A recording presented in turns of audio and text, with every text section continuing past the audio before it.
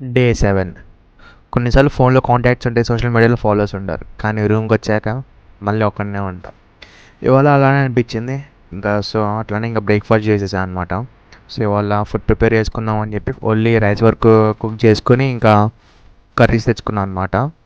ఇంకా salad prepare చేసుకున్నా with 2. And next ఇంకా కాసేపు రెస్ట్ తీసుకొని జిమ్కి వెళ్ళాను. అన్నీ నార్మల్గా జరిగినాయి, కానీ మైండ్లో ఒక క్వశ్చన్ తిరుగుతూ ఉంది.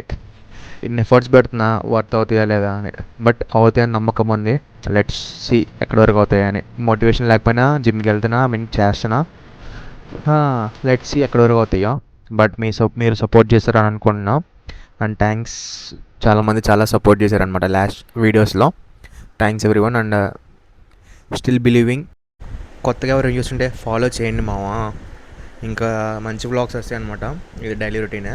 I'm trying. సో సపోర్ట్ చేస్తే నెక్స్ట్ నుంచి అయితే మంచి వ్లాగ్స్ అయితే వస్తాయి. Let's go.